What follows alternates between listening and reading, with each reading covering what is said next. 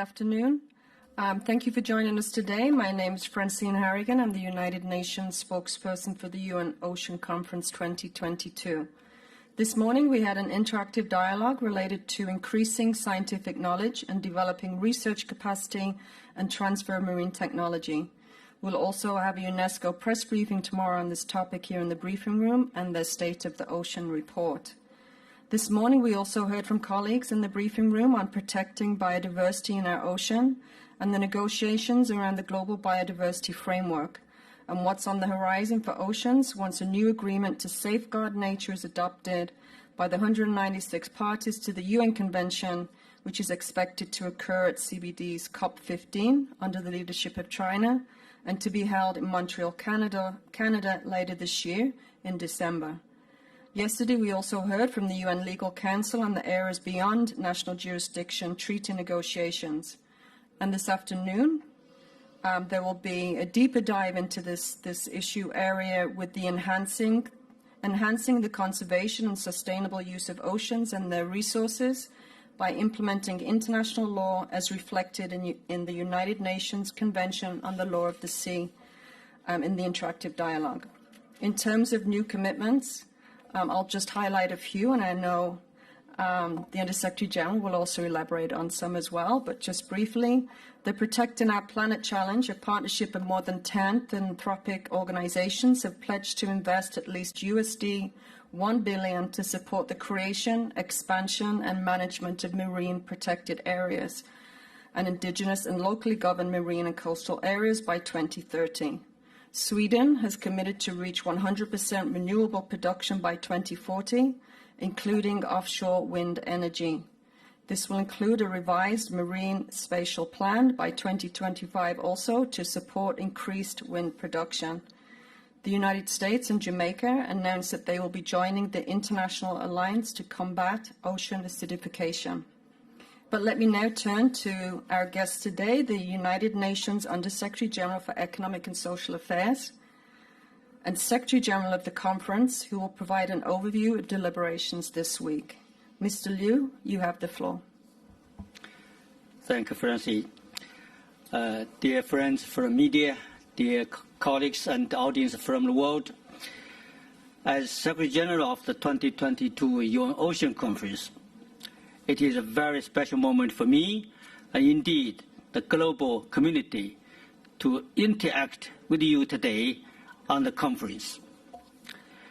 We have waited patiently for 2 years for this moment, 2 difficult years with the ever-present pandemic, which we are still trying to understand and come to terms with. Against such a backdrop, to be able to come together for the benefit of the ocean is an enormous feat. I therefore wish to commend the co-hosts, Portugal and Kenya, for their firm commitment and steadfast support against all odds. We are now arriving in the 4th day of the conference. The conference will be closed by tomorrow. We have around 6,500 participants overall at this conference. Within this figure, we have participation of 159 member states delegations. 159 member state delegations with 15 heads of state, 1 vice president, 9 prime ministers, around 124 ministers. In addition, we also have 17 heads of international governmental organizations. It is thanks to them that we have had such a rich and diverse range of discussions at a high level, all aligned with the theme of the conference, scaling up ocean action based on science and innovation for the implementation of Goal 14, stocktaking, partnerships and solutions. We have had 9 preliminary meetings we have had 9 plenary meetings and 8 interactive dialogues designed around the targets of SDG 14, which formed the official part of the program. Of course, the plenary sessions and the interactive dialogues will continue until noon tomorrow. So tomorrow afternoon, we shall have the closing session of the conference. In addition, 4 special events contributed to the theme of the conference and drove meaningful outcomes. Number 1, the local and the regional government forum entitled Localizing Action for the Ocean addressed the impact of climate change on coastal cities. Number 2, the Youth and the Innovation Forum provided a unique opportunity for young people to contribute to the implementation of SDG 14. Number 3, the high-level symposium on water brought the saltwater and freshwater communities together to highlight the interlinkages between SDG 6 and SDG 14 that could be leveraged in support of the implementation of the 2030 Agenda for Sustainable Development. Number 4, the Sustainable Blue Economy Investment Forum successfully brought together business and other stakeholders to focus on implementing a transformative blue economy where philanthropic organizations committed $1 billion to help protect 30% of the ocean by 2030. I'd like to use this opportunity to thank the host country and other governments in co-sponsoring these 4 special events. Of course, my UN colleagues, many of the UN departments and agencies also supported these 4 special events. Equally impactful was the impressive selection of side events which were held both within this Artist Arena Center and outside the center. We had 95 inside Artist Arena, that is the UN Blue Zone, and 124 outside the center, and 84 virtual side events with the enthusiastic participation of all stakeholders. During the course of this conference, we heard passionate accounts of lives lived and our connection to the ocean. We heard world leaders, UN executives, leading scientists and experts, CEOs, and other high-level representatives of the private sector and thousands of civil society representatives discuss how we can halt and reverse the declining health of ocean and drive much-needed science-based action to the benefit of the ocean. Many pledges were made to that end.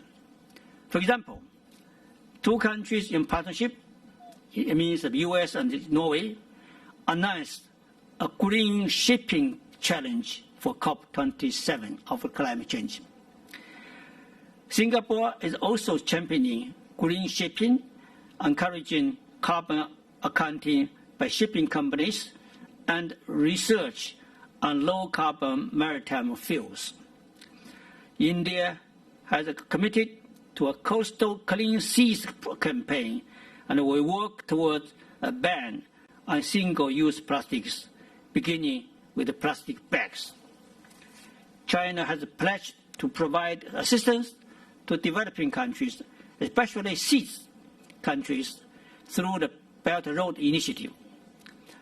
Argentina is currently considering a law to double its marine protected areas and expand wetlands protection, and Indonesia aims to establish a research and a data collection platform for archipelagic island nations.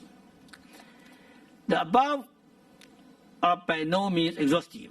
As our spokesperson already announced, there's many other also announcements, but highlight the political will of member states across the globe.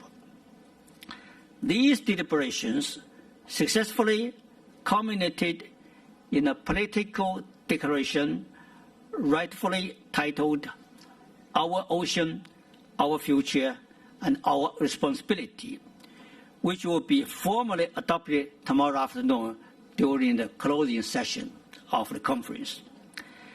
The declaration, of course, negotiation of the declaration already completed before member states come into Lisbon. They complete negotiation in New York.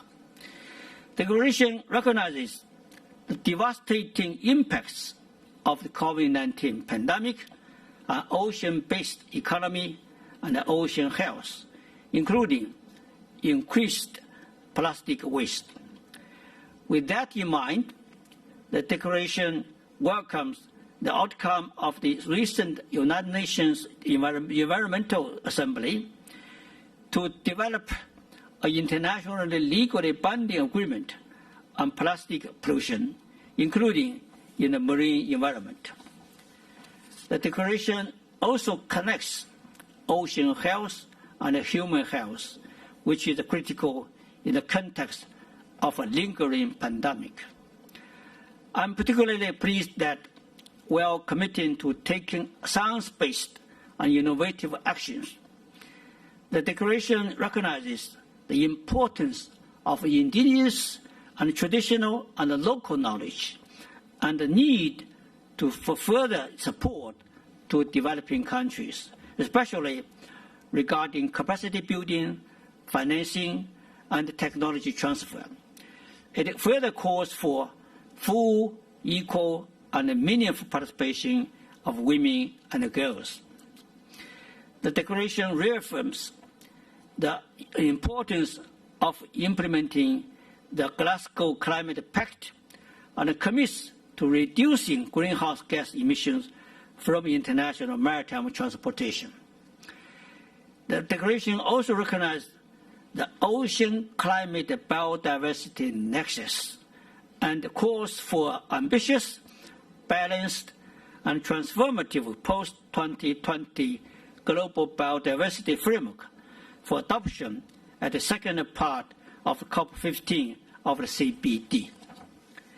Well, all these positive developments are noteworthy.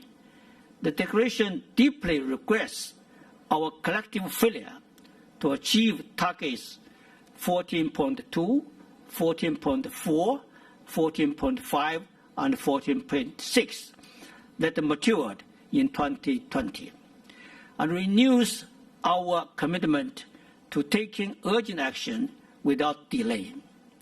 So there is hope for progress in these lagging areas.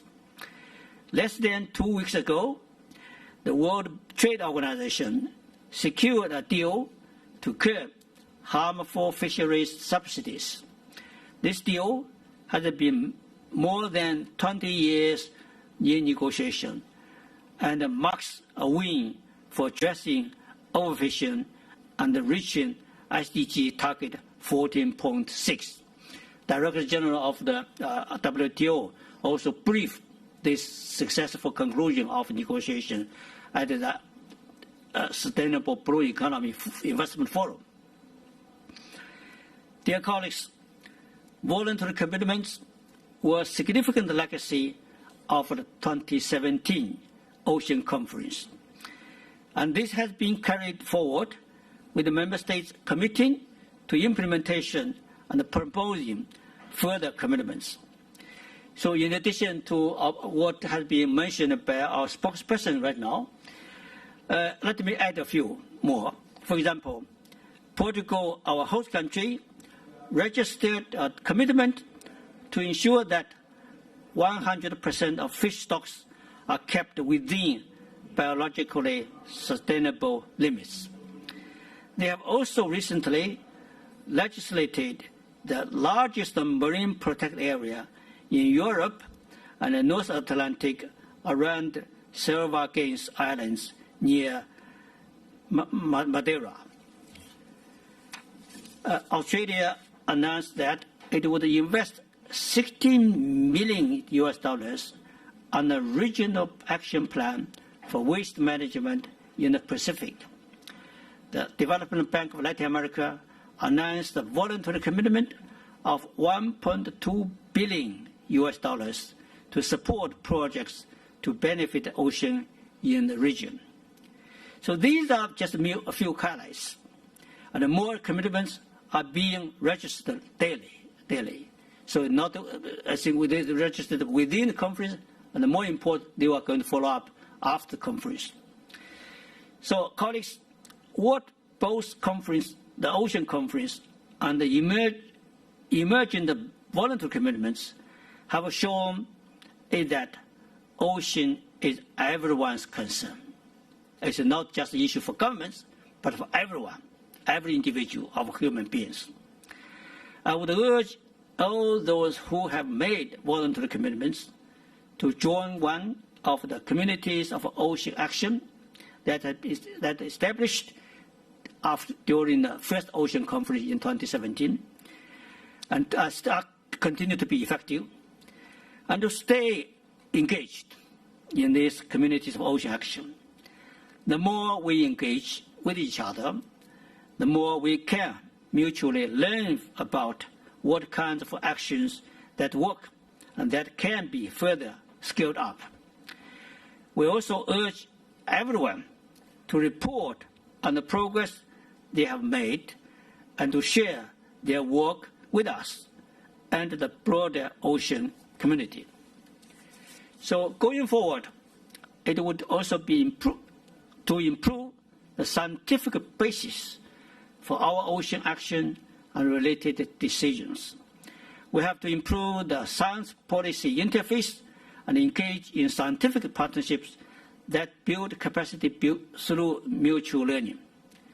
Finally, as the Conference Secretary General, I wish to thank everyone who engaged with us and helped us and worked with us to make this conference a success. This conference demonstrates what we can accomplish if we work together in solidarity towards our common objectives. I thank you. Thank you, Under-Secretary General, for that very comprehensive overview of the conference. I open the floor to questions from media. If you could state your name and organization. Thank you. I'll take one from the front.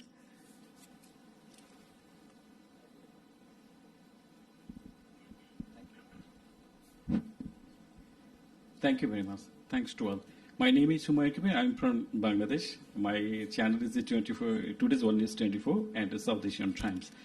So I have only two short questions that you know very well that only 20 rich countries are more responsible for carbon emission. I have come to know through this meeting.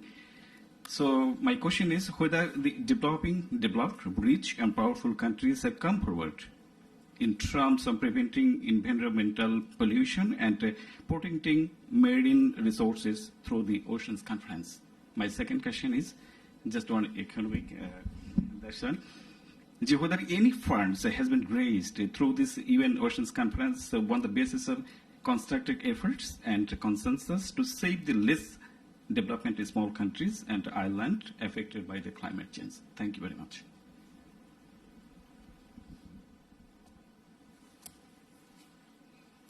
I thank our colleague from Bangladesh for the two questions. I think, of course, these two questions are more fit for COP27 to be convened in Sharm el-Sheikh.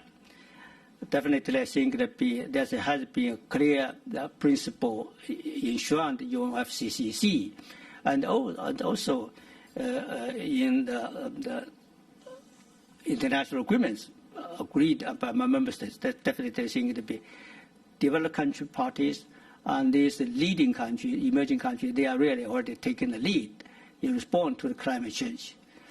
Definitely, I think that the Glasgow, especially the Paris Agreement, as opposed to Glasgow Accord, they are also reaffirmed that these countries they are going to take the lead.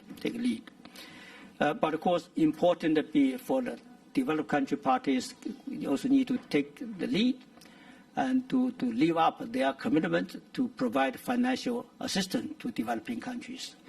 So impact climate change on the oceans is one aspect issue. But we should not remember that the ocean conference we discussed, ocean can also contribute to the improvement of climate change. In my view, I think that for the global community, for the world to achieve the carbon neutrality by the mid of the century, ocean will have an important role, because ocean is the largest sink of the world, of our planet, to absorb the emissions of carbon dioxide emissions. Definitely think this is one of the purposes we are doing for the ocean conference, how we could improve ocean health. As soon as we improve ocean health, we should be able to contribute to climate change. I think definitely think that the world needs continue to be prepared to support small and island developing countries. That's why in all documentation, including in the declaration we are going to adopt tomorrow, we have that highlights to support these countries. Thank you. Thank you.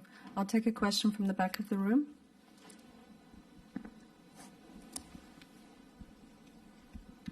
Thank you. Nuno Domingues, Rádio Notícias, Portugal. I would like to ask to Mr. Liu, you said that the declaration is finalized since New York. Was there any change since we arrived here in Lisbon and all the delegations and all the interventions? And if that, what changed? Only words or something more robust? Thank you. To be honest, declaration when it's finalized in New York, it will not be reopened here. And there is a running risk to reopen the text during the conference. So text will be adopted tomorrow. The declaration will be adopted tomorrow. At the closing would be the text the member states agreed in New York. Thank you. I see a question in the middle. Thank you. My question is unrelated. Sorry, can you state your organization? Oh, sorry, yes. My name is Salome Fernandes. I'm a journalist at Portuguese newspaper Express. And as I was saying, my question is unrelated to the oceans. Today, President Xi has visited Hong Kong, and he has claimed that the one country, two systems has strong vitality. Yet, over the past 2 years, there was a big crackdown in Hong Kong with people being arrested and media being closed down. How does this comply with freedom of press and freedom of speech? Thank you. Thank you. Maybe Under Secretary General, would you like me to step in on that one? I think this definitely, this is a question out of the context of this conference. Thank you. Thank you. Thank you for the question, though. I'm happy to put you in touch with our spokesperson in New York, and I'm sure he can come back to you with a response on that. Any more questions from the floor?